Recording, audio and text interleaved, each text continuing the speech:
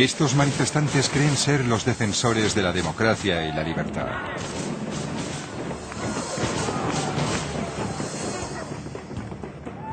Durante la última década, millones de personas se han unido al movimiento antiglobalización para evitar la propagación del capitalismo global.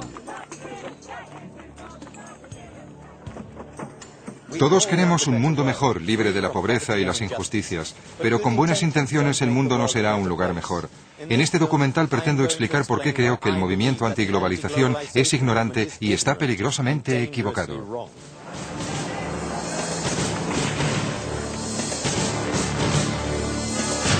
En defensa de la globalización. Los manifestantes sostienen que la globalización genera pobreza. Están equivocados.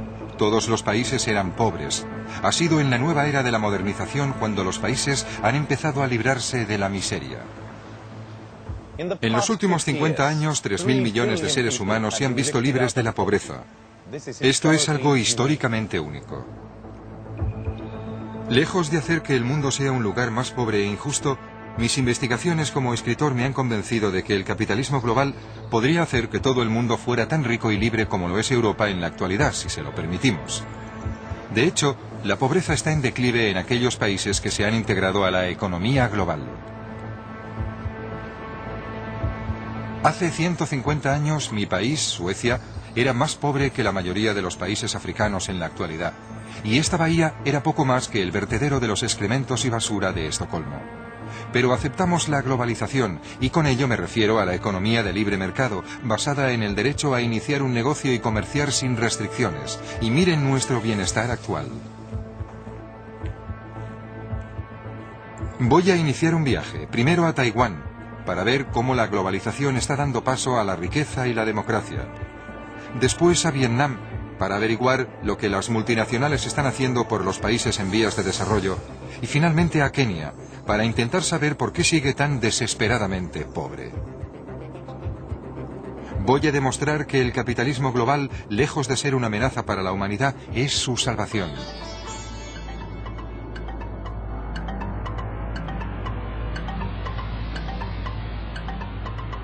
Taipei, la capital de Taiwán.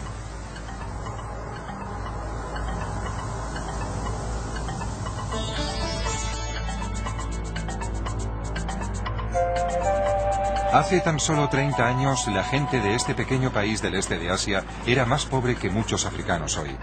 La malnutrición estaba ampliamente extendida y carecía de recursos naturales. En la actualidad su pueblo es tan rico como el español.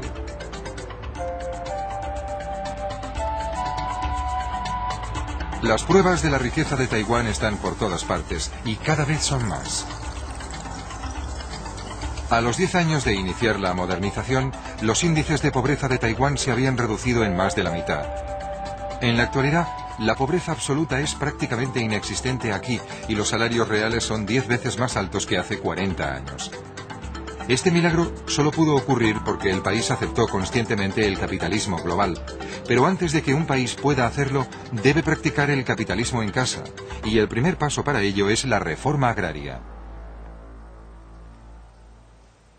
Si la gente no es dueña de sus tierras, no tiene ningún incentivo para hacerlas más rentables. En la década de los 50, el gobierno taiwanés empezó a comprar tierras a la antigua élite para dársela al pueblo. La productividad se incrementó rápidamente y Taiwán dispuso de provisiones de alimentos, liberando mano de obra para la industria. En otro tiempo esto era una granja rodeada de arrozales. Es donde vivía el señor Wang, y sigue viniendo para jugar al mahjong con sus amigos. El señor Wang es un claro ejemplo de cómo Taiwán se benefició de la reforma agraria. Sus padres eran granjeros pobres hasta que en 1968 el gobierno les dio las tierras. Una vez fueron suyas, el padre del señor Wang consideró que valía la pena construir una pequeña fábrica. En la actualidad el señor Wang es millonario.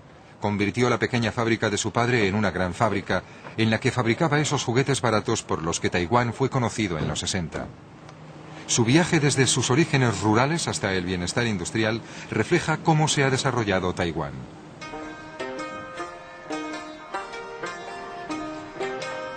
En una casa de té cercana le pregunté al señor Wang cómo empezó todo.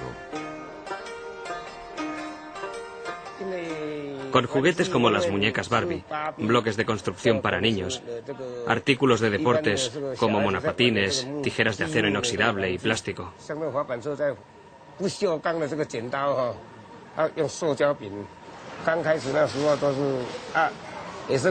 Al principio trabajábamos 24 horas al día en varios turnos. La maquinaria del pasado causaba muchos accidentes. Había que aprender lentamente. Por eso tengo los dedos así, porque desconocía su funcionamiento.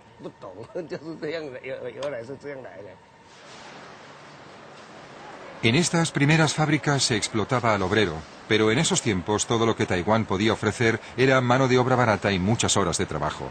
El señor Guan me contó que el fomento del gobierno de la industrialización durante los años 60 animó a sus padres a construir su pequeña fábrica.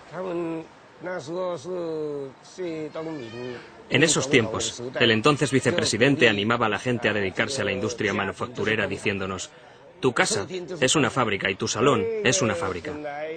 Originariamente, cultivábamos la tierra. El campo que trabajábamos se lo había dado el gobierno a mi padre. Pero el gobierno se estaba reformando en esa época. Quería alentar a la pequeña y mediana empresa. El gobierno decidió a qué tierra se daría un uso industrial, lo que significaba que allí se podía construir una fábrica. A mi padre le dieron una oportunidad, y como es lógico, aprovechamos la tierra. Y ahora, nuestros hijos, que ya son mayores, y hacen lo mismo.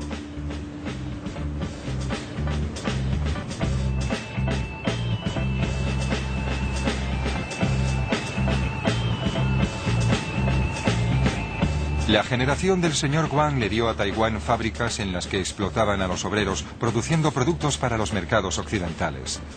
¿Afeaban el paisaje? Sí, pero no se opongan a ello, ya que fueron una etapa transitoria pero crucial en el camino de Taiwán hacia la riqueza.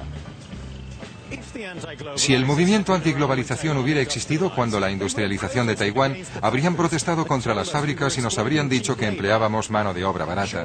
Sin duda habrían organizado un boicot y tal vez hubieran decidido no comprar productos hechos en Taiwán.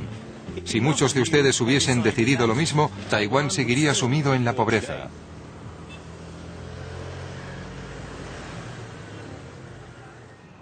A medida que el señor Guan y su generación fueron triunfando, aparecieron más y más fábricas, lo que significaba un incremento en la demanda de mano de obra. Una vez la industrialización ya era un hecho, la competencia por la mano de obra provocó un aumento en los salarios, por lo que solo podían sobrevivir las empresas más competitivas. Empresas como Acer prosperaron respondiendo a la competitividad con innovación.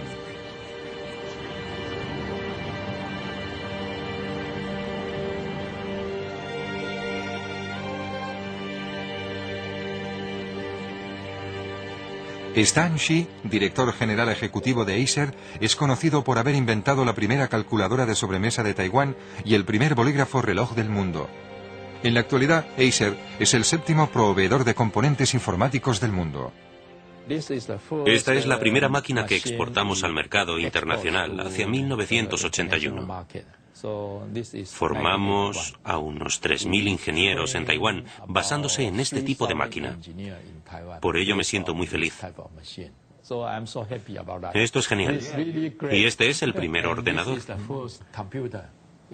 A finales del 83 lanzamos uno de los primeros ordenadores compatibles de la región. ¿Y a dónde lo exportaban? A casi todo el mundo. El señor Shi me invitó a acompañarle en sus ejercicios a la hora de comer en el gimnasio de la empresa. Quería saber cuál era, según él, la clave del éxito de Taiwán. ¿Era más fácil iniciar un negocio en Taiwán que en otros países? Sí, creo que sí. A la gente le gusta tener su propio negocio. En la ciudad se cuenta un chiste. De cada 6 personas que vea en la calle, una de ellas es presidente. Si una de cada 6 personas que ves en la calle es propietaria de una empresa, ¿se debe a que hay menos burocracia o restricciones que en otros países? Creo que sí. Las normas gubernamentales son razonables y mucha gente inicia un negocio sin conocerlas todas. Una economía no regulada proporciona las circunstancias ideales en las que Acer continúa prosperando e innovando, mejorando constantemente el nivel de vida de la gente. ¿Qué productos del futuro producirán? Hoy reconocemos que disponemos de una gran tecnología, pero hay que encontrar la forma de que tenga más aplicaciones, de tal manera que pueda llegar a un mayor número de gente. Creo que esta es nuestra misión. Y conseguir que la informática sea como oxígeno. No lo notas, pero es importante para la vida cotidiana. Por todo Taiwán, las familias reflejan el progreso del país. Los abuelos eran granjeros rurales, los padres obreros de fábricas y la generación actual bien pagados ingenieros informáticos y hombres de negocios. Fuji Chang es informático en la capital y le encantan los coches caros. Pero como muchos hombres de su generación, sus raíces están muy lejos de la ciudad. Juntos fuimos a Taichung, la ciudad en la que pasó su infancia. Mi padre trabajaba en una fábrica. Trabajaba mucho más que nosotros y todos los días estaba agotado. Sudaba mientras trabajaba y siempre estaba muy cansado. Esto se debe a que nuestros niveles educativos son distintos. Mi hermano y yo fuimos a la universidad y yo tengo un máster. Nuestro trabajo se desarrolla principalmente en un despacho. Son muy distintos, ya que uno es un trabajo manual y el otro intelectual. Antes éramos muy pobres y ahora somos de clase media y vivimos holgadamente. La mayoría de los hombres de mi generación trabajan en la industria de la alta tecnología. Esto refleja el cambio de Taiwán en los últimos 20 y 30 años. La madre de Fuji sigue trabajando en una fábrica. Pero para su generación fue un paso adelante desde la granja y significaba que los padres podían educar a sus hijos. Una mayor prosperidad también implica un aumento en los beneficios de dicha educación. Mis padres eran agricultores. De joven yo quería estudiar, pero cuando terminé la escuela primaria, mis padres me dijeron que yo era la mayor, por lo que tenía que ganar dinero para la familia. Solía hacer zapatos. Tenía que ganar dinero porque tenía 2 hijos. Fuji y su hermano pequeño tenían que recibir una buena educación. Soy muy feliz con lo que ha conseguido hasta ahora. Es un buen hombre, siempre luchando para mejorar. Es muy bueno conmigo. ¿Cómo podría decirlo? Bien, recientemente se casó y fui a la ciudad de Taipei. Su director general y su adjunto me dijeron que mi hijo era brillante. Sus palabras me hicieron tan feliz que me eché a llorar.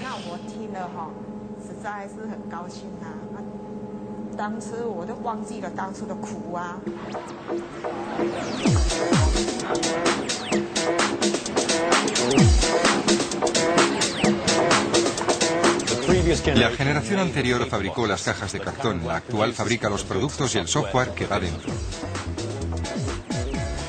En contraste con los países africanos que intentan ser autosuficientes y producir ellos mismos todo lo que necesitan, Taiwán se ha especializado en los sectores en los que pueden ser superiores e importar el resto. Debido a que estaban constantemente expuestos a la competencia extranjera, las empresas tenían que ser más productivas e innovadoras para sobrevivir y desarrollarse. De bicicletas y juguetes a CDs y ordenadores en una generación, creo que esto resume la historia de Taiwán, de la pobreza a riqueza en una generación.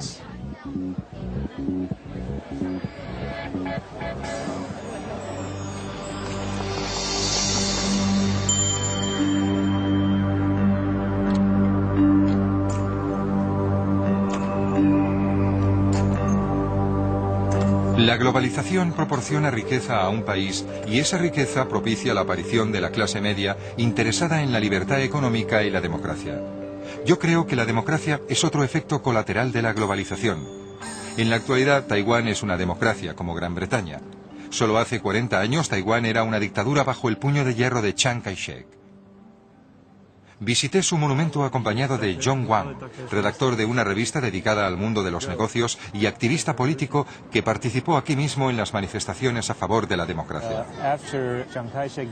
Después de la muerte del presidente Chiang Kai-shek en 1965, creo que Taiwán inició su transformación. En el pasado, en los 60 y los 70, Taiwán dependía en gran manera de la industria basada en la mano de obra barata, pero en los 80 empezamos a fabricar componentes informáticos, neveras, aparatos de aire acondicionado, televisores, productos con un mayor valor añadido.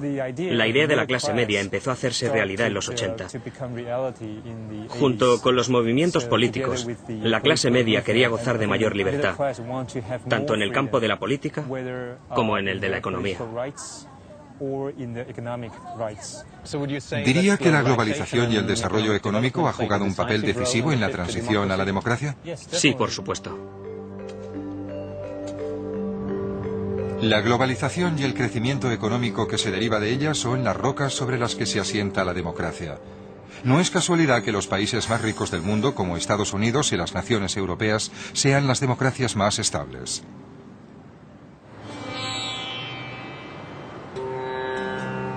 Los críticos de la globalización sostienen que este proceso de democratización es en realidad un proceso de americanización. Si la gente de otras culturas quiere beber café en Starbucks o comer en McDonald's, ¿por qué no puede hacerlo? Con demasiada frecuencia queremos que las culturas se mantengan congeladas e intactas para poder tratar a sus países como museos exóticos que visitamos por placer. ¿Pero no deberían tener los mismos derechos que nosotros? Además, McDonald's no es la única opción.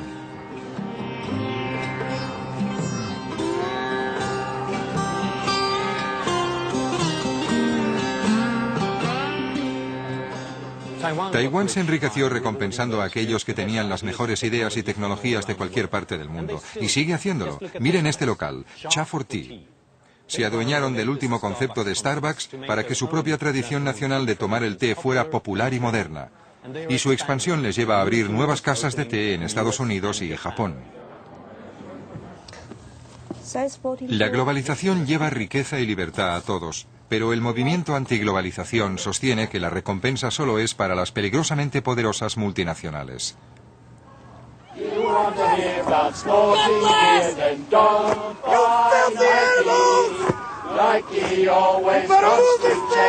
All the profits it can make. Shame Nike's ripping off their workers. Shame Nike's ripping off their workers.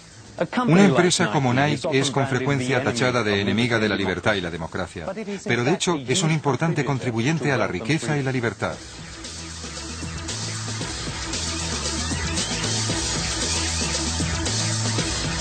A continuación viajaré a Vietnam para comprobar si Nike hace lo correcto.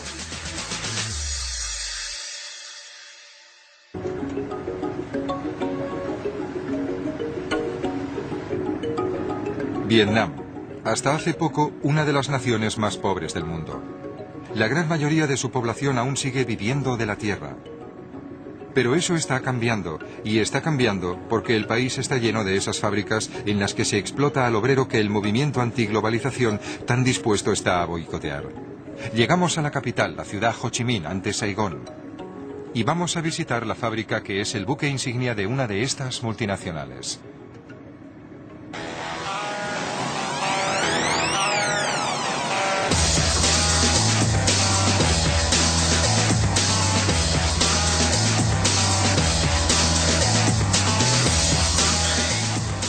Digan Nike a un militante de la antiglobalización y dirá explotación del obrero. Claro que yo no querría trabajar en una de estas fábricas, pero nunca he dicho que la globalización sea un camino de rosas. Lo que la globalización hace es producir beneficios a largo plazo que los manifestantes siguen ignorando. Y estas fábricas son los escalones necesarios para llegar al progreso. Suecia también las tuvo, al igual que Taiwán. Son una etapa necesaria en la industrialización de cualquier país. El director general de la fábrica, Lalit Monteiro, me la enseña. Lo que muchos manifestantes olvidan es que las empresas multinacionales están constituidas por seres humanos que se sienten orgullosos de trabajar para una empresa y quieren hacer lo correcto. Y nuestros empleados se lo toman muy en serio. Cuando la gente se manifiesta contra la marca, creemos que tenemos la responsabilidad, no solo desde un punto de vista ético, de investigar si hay algo de verdad en dichas alegaciones, pero también porque nuestra marca es uno de nuestros activos. Por ejemplo, Nike, por norma, no emplea en ninguna de sus fábricas a nadie de menos de 18 años para las zapatillas y 16 para la ropa.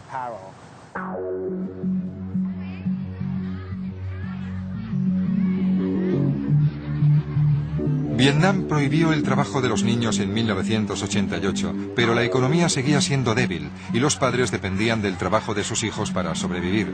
Pero ahora el número de niños vietnamitas que trabajan ha descendido en 2.200.000 en solo 10 años. Ahora la gente puede permitirse darles una educación y hay más niños vietnamitas estudiando que nunca.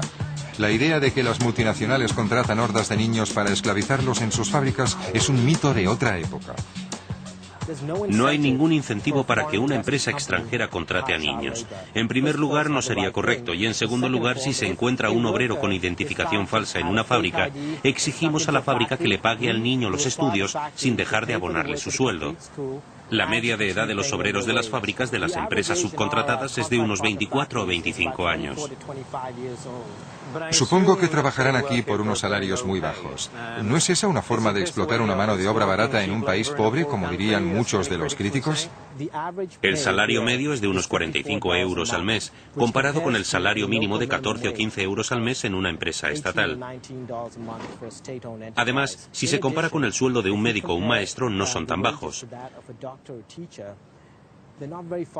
Muchos de estos obreros proceden de una economía basada en la agricultura y tienen la oportunidad de, en vez de trabajar de 10 a 14 horas al día en el campo, trabajar en un ambiente limpio, seguro, que les paga regularmente, en el que disfrutan de comida gratis o subvencionada y donde se invierte para el futuro en formación y educación.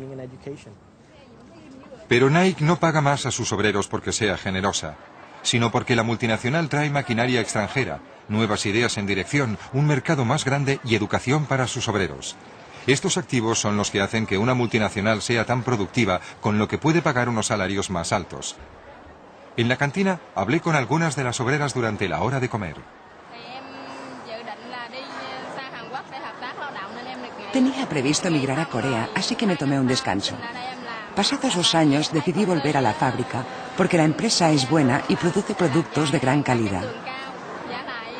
La dirección también es muy buena, por lo que decidí quedarme.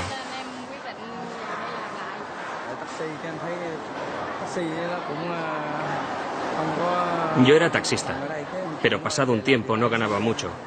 Por ello decidí volver y trabajar aquí.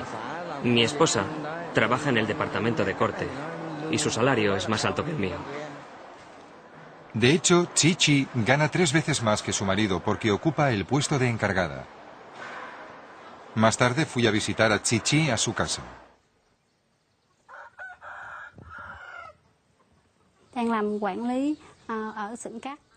Soy la encargada del departamento de corte. Mi trabajo consiste en supervisar el corte para que se satisfagan los altos niveles de calidad en la fabricación de zapatillas. Y controlo a las obreras, asegurándome que lleguen a la hora. Mi vida ha cambiado porque ya no trabajo en la granja. Desde que entré en la empresa, mi vida es mucho mejor. Antes, en la granja, lo máximo que podía ganar al mes era $500,000 de dong, unos 32 euros. Ahora gano unos 2,25 millones, unos 150 euros, y la vida es mucho mejor. Este es mi dormitorio. Acabo de comprar el televisor.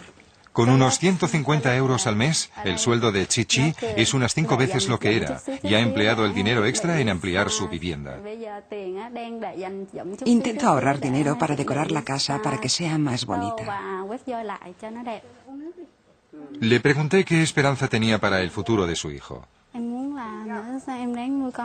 Quiero educar a mi hijo para que sea médico. El movimiento antiglobalización nos pide que boicoteemos a Nike. Si muchos de ustedes lo hicieran, Chi perdería su empleo. Observando a los obreros practicar deporte a la hora de comer, era difícil comprender por qué se inquieta tanto el movimiento antiglobalización.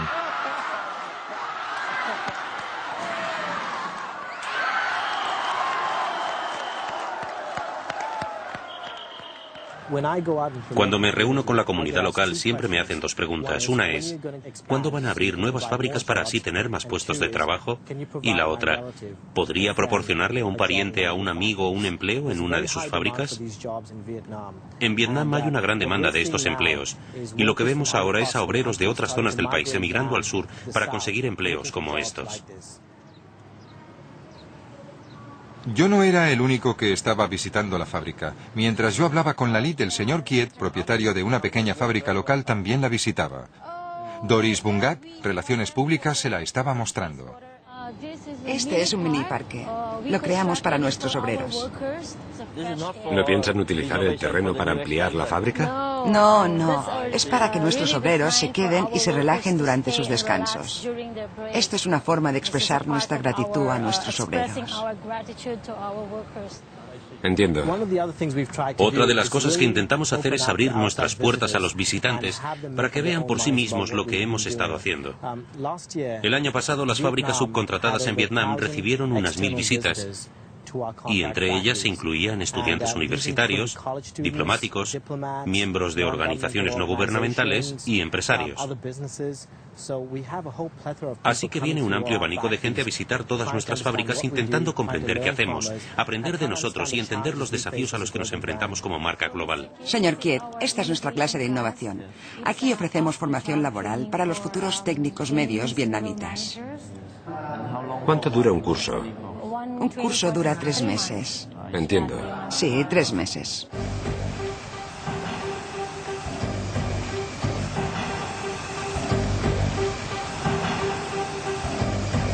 Más tarde fui a ver al señor Kiet. Su fábrica también produce zapatos para exportar y sentía curiosidad por saber qué opinión tenía de su visita a Nike. Antes de visitar una fábrica extranjera, especialmente Nike, me hacía una pregunta. ¿Por qué las fábricas extranjeras trabajan bien y pueden ofrecer mucho más? Bien, son mejores, pero ¿por qué son mejores que nosotros? Después de visitar Nike, sé la respuesta. La dirección de las fábricas Nike sabe cómo hacer feliz al obrero. Y creo que la productividad no solo se debe a la maquinaria, sino también a la satisfacción del obrero. En mi futura fábrica sé que me he de concentrar en las condiciones laborales. Como ve, construiré en este terreno. El señor Kiet ya ha empezado la construcción de una nueva fábrica. La competencia por la mano de obra que mejora los salarios y las condiciones laborales ya ha empezado en Vietnam. Las fábricas locales no quiebran cuando llega una multinacional, como teme el movimiento antiglobalización. Mejoran y crecen, estimulando con ello la economía.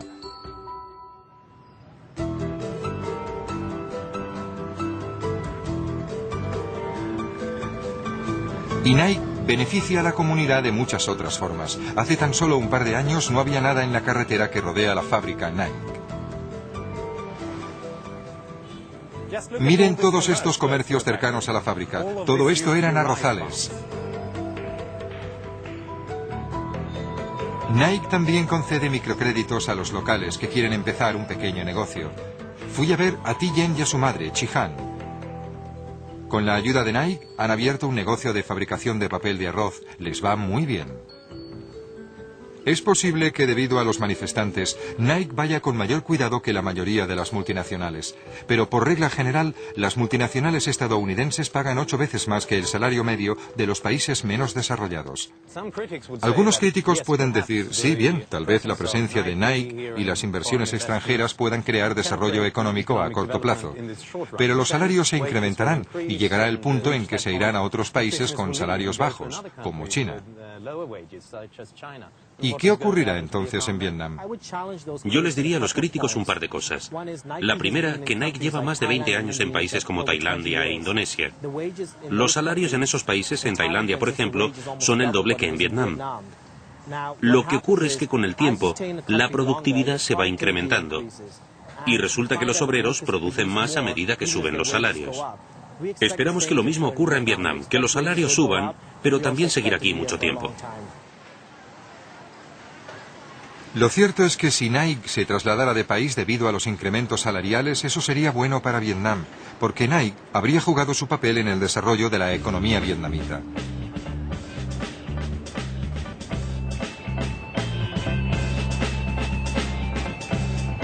El movimiento antiglobalización tiene visiones espeluznantes de vastas multinacionales gobernando el mundo a despecho de lo que la gente piense o quiera. Pero lo grande es hermoso. Lo que debemos temer no es al tamaño, sino al monopolio. Lo que ocurre en la era de la globalización es que las multinacionales tienen menos poder porque el libre comercio significa que no pueden actuar en connivencia con el gobierno, deben exponerse a la competencia. En la actualidad, los consumidores controlan a las corporaciones.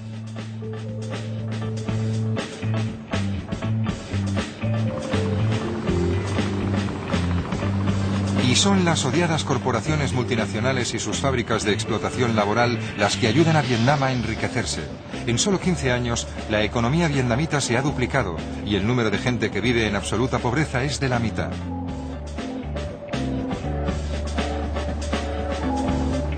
De hecho, la pobreza se enquista precisamente en los países que no aceptan la globalización, como la mayoría de los países africanos.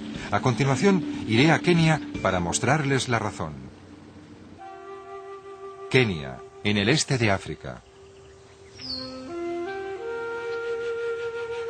Hace tan solo 50 años, Taiwán era tan pobre como Kenia, pero ahora los taiwaneses son 20 veces más ricos, mientras que 1 de cada 3 personas de aquí lo hace en la más absoluta pobreza. La gente aquí es pobre porque Kenia cerró sus puertas a la globalización. Más de la mitad de la población de Kenia trabaja en el campo. La mayoría de los granjeros siguen siendo pobres porque el gobierno keniano nunca les ha dado los derechos de propiedad. Mientras en Taiwán darles tierra a los agricultores fue el primer paso en el camino a la industrialización y el crecimiento, aquí los granjeros como Simon Wangwaki ni siquiera pueden soñar con expansionarse. Simon ni siquiera puede construir en sus tierras y además sería inútil efectuar la inversión ya que al no ser el propietario no podría recoger los beneficios. Esta tierra sigue siendo del gobierno. Yo la cultivo durante un corto periodo de tiempo. A pesar de que la cultives tú, sigue siendo del gobierno. Así que seguimos igual. Luchamos para sobrevivir hoy y mañana. ¿Nunca tendrá los derechos de propiedad? Nunca consigues los derechos de propiedad, nunca. ¿Cómo cree que cambiaría la agricultura en Kenia si todos tuvieran derechos de propiedad? Si nos permitieran hacerlo, Kenia sería un país muy próspero. Pero Kenia no es un país próspero, obstaculizado por la propia burocracia y por las restricciones a las exportaciones.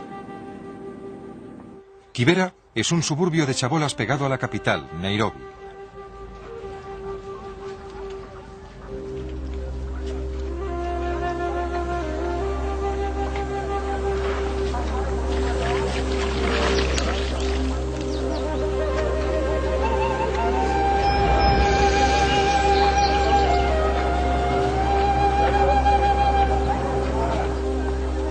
Aquí, casi 1 millón de personas se hacinan sin agua corriente, alcantarillas ni electricidad. Hay muchos empresarios, pero por mucho que trabajen siguen siendo pobres. ¿Por qué no prosperan sus negocios? De nuevo se trata de la tierra. Nadie es propietario de su parcela. ¿Qué crees que cambiaría en su vida si tuviera el derecho de propiedad de esta tienda y de la tierra? Si pudiera conseguir un crédito para iniciar un negocio como los demás, haría que funcionara.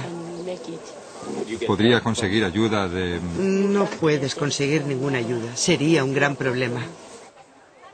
Si no eres el propietario de tus tierras, no puedes crecer ni pedir un crédito. Además, los comerciantes deben comprar una licencia. Según el Banco Mundial, se requieren 11 trámites, 68 días y los ingresos de medio año para conseguir una. No es de sorprender que la mitad de los kenianos trabajen en el mercado negro. Lo que ello demuestra es que Kenia no puede crecer. Dadas las barreras a las que se enfrentan, ninguno de ellos puede crear un negocio, por lo que no puede arraigar el capitalismo. Si no tienes dinero, el gobierno no te dará una licencia. Tienes que darles dinero y luego te dan la licencia. Pero ese dinero lo necesitas para construir un techo sobre tu cabeza y otras cosas. Todo depende del dinero. Si yo tuviera una licencia, podría construir, comprar cajas. ¿Ve este polvo? Si pudiera comprar cajas, vendería samosas hasta la noche. No se puede conseguir dinero para un negocio como este si no tienes medios. Es difícil comprar máquinas como esta si no tienes dinero. Si tuviera dinero para un negocio, abriría mi propia barbería.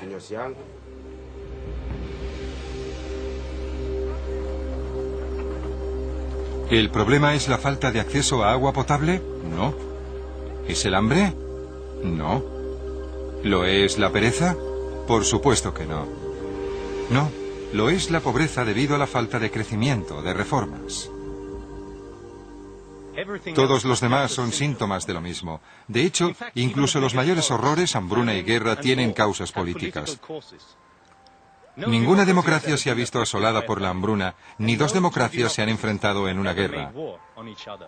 África se ha visto sometida al socialismo, las leyes de las bandas y el proteccionismo. África no ha sido globalizada, ha sido marginada.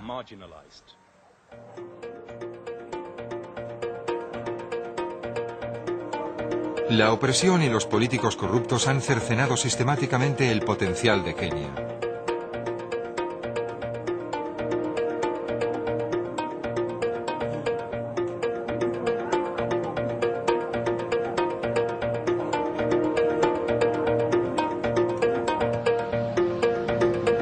Pero hay señales de cambio.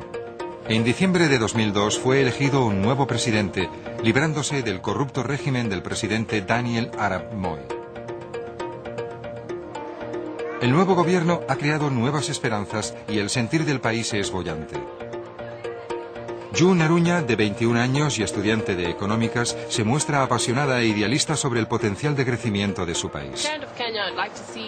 La Kenia que me gustaría ver es una en la que las ideas de la gente pudieran ser una realidad, en la que las ideas tuvieran la oportunidad de competir, para no desperdiciar todo nuestro talento. Una Kenia en la que todo el mundo pudiera tener acceso a las ideas extranjeras, que estuvieran presentes aquí.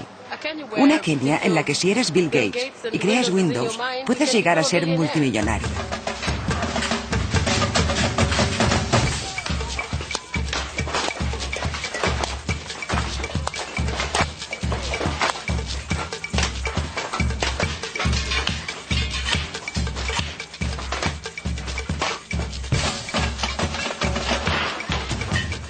Este es un mercado al aire libre en las afueras de Nairobi, conocido como Jua Kali, que en Swahili significa bajo el feroz sol.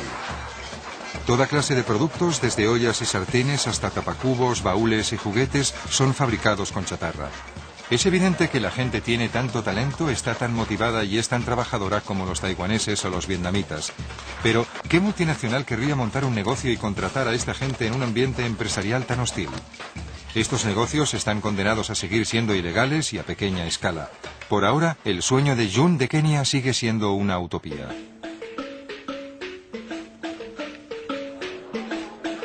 Pero no tiene por qué ser así.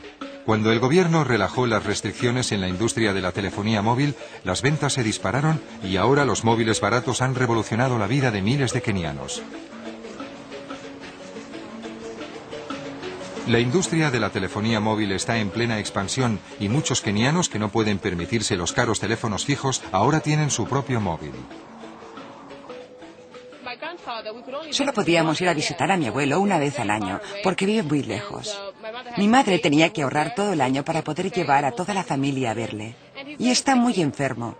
Pero con la llegada del móvil pudo comprar uno muy barato, dárselo y ahora podemos llamarle cuando queremos.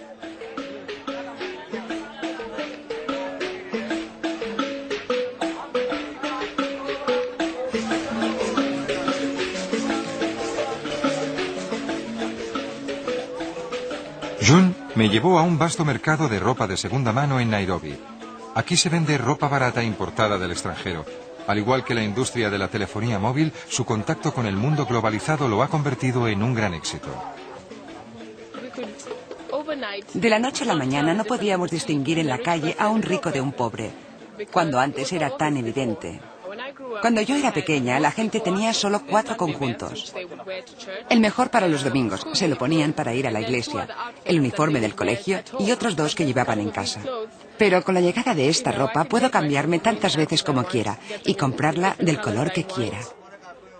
Stephen es un ejemplo de tendero que se beneficia de este nuevo mercado. El negocio de la ropa de segunda mano ha sido de gran ayuda para mí. De no haber sido por este negocio no tendría forma de ganar dinero porque no tengo ninguna educación. Gracias a él, mi mujer, mis 4 hijos y yo gozamos de una buena vida. Hemos podido construir una buena casa y ahora tengo una vida que me satisface. De no ser por esto, posiblemente trabajaría de peón. Hace unos años el gobierno empezó a gravar la ropa y recientemente han subido dichos gravámenes. De nuevo, los impuestos a las importaciones están frenando la globalización y amenazando una de las pocas historias de éxito de Kenia.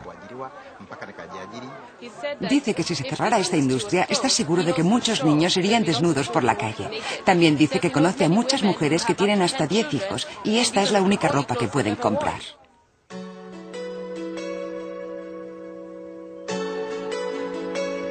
Aun en el caso de que Kenia se deshiciera de todas sus restricciones, seguiría existiendo una gran barrera a la prosperidad que la globalización podría proporcionarle.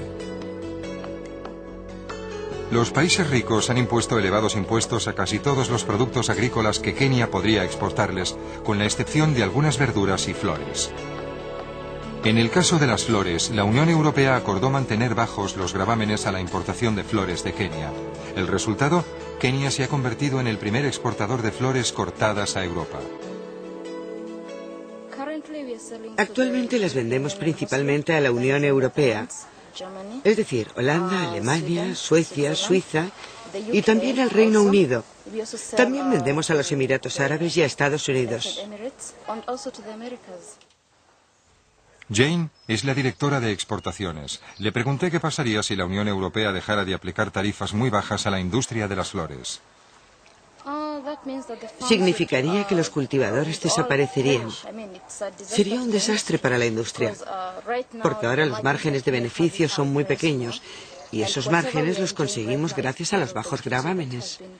Eso significaría que si se subieran los impuestos, los cultivadores tendrían que cerrar y el impacto social sería terrible. La Unión Europea redujo los impuestos sobre las flores. ¿Qué ocurriría si redujeran o abolieran los impuestos sobre los otros productos y permitieran su entrada en la Unión Europea? Eso le iría muy bien a la economía de Kenia. Pero a Kenia no le va bien a despecho de estas historias aisladas. Creo que ello se debe en parte a que lo que estamos haciendo en la actualidad es aún peor que no importar productos agrícolas de Kenia. La Unión Europea protege a sus agricultores con subsidios a sus productos para exportarlos a países como Kenia. ¿El resultado? Agricultores como Peter Mwangi, que antes vivían bien, en la actualidad están sufriendo. De hecho, en los últimos años, Peter ha tenido que dejar de cultivar grandes parcelas de sus tierras. Mucha gente en Europa cree que están ayudando a un país como Kenia cuando con los impuestos de sus ciudadanos se dan subsidios al trigo, etcétera, que llega a Kenia. ¿Qué les diría? No nos están ayudando, porque nos traen trigo cuando no lo necesitamos. Deberían traerlo cuando se lo pedimos, en épocas de sequía. Tal vez deberían llevarlo a países como Etiopía o Somalia, donde no cultivan trigo. Pero cuando lo necesitamos, entonces podrían traerlo. Pero no cuando lo estamos recolectando o cuando la cosecha ha sido abundante. ¿Puede imaginarlo?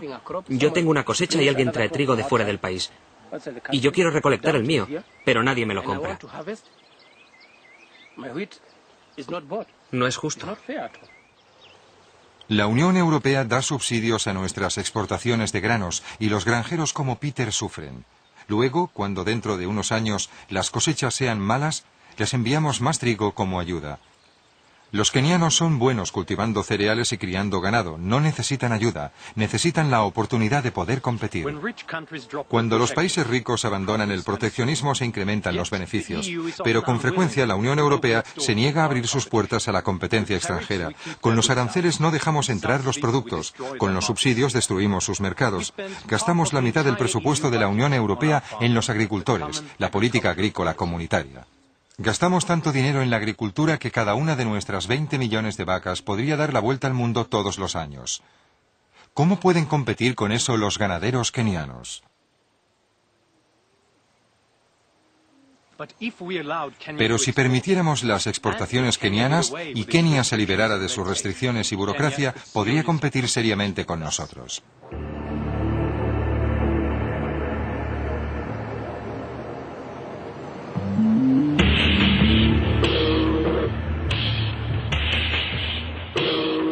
No es que en Occidente intentemos engañar a los países pobres con el capitalismo global. El problema es que no los dejamos participar de él.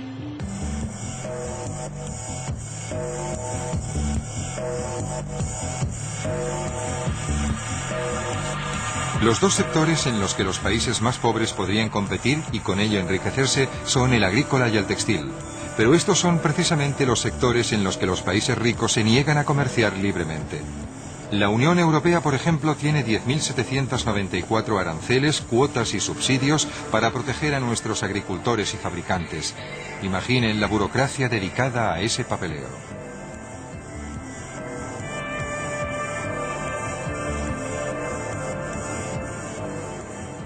Hace tiempo nosotros nos libramos de la pobreza porque nos globalizamos, producíamos y comerciábamos libremente. Ahora que ya somos ricos, les negamos esas mismas oportunidades a los países pobres. Si suspendiéramos nuestros subsidios y aranceles, podríamos reducir la pobreza de África. Naciones Unidas ha calculado que si lo hiciéramos, los países en vías de desarrollo podrían obtener unos beneficios de 665.000 millones de euros al año solo con las exportaciones. 14 veces más de lo que reciben en ayudas en la actualidad. Nuestro mundo no está demasiado globalizado, de hecho está poco globalizado. Donde quiera que se hayan abierto las puertas hemos visto resultados asombrosos. Por consiguiente, uno de los peores enemigos en la actualidad de los países pobres es el movimiento antiglobalización. Está alentando a la Unión Europea y a Estados Unidos para que impongan más y no menos restricciones. Esa gente está equivocada y es muy peligrosa.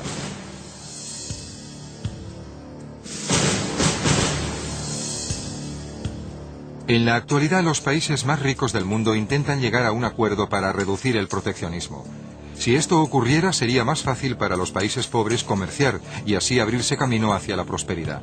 Pero el movimiento antiglobalización, por muy buenas que sean sus intenciones, ha dado a nuestros gobiernos una excusa para no seguir adelante con las reformas. Hoy, todos tenemos que tomar una decisión. ¿Exigimos a nuestros gobiernos que tomen medidas contra la globalización o nos manifestamos contra las barreras a la globalización que aún siguen existiendo? La pobreza del mundo no es inevitable. El capitalismo global podría poner fin a dicha pobreza. Así lo ha demostrado donde ha tenido oportunidad, en Europa, en Norteamérica y en el este de Asia. El tema a debatir en cuanto a la globalización es si los excluidos del mundo van a tener la misma oportunidad.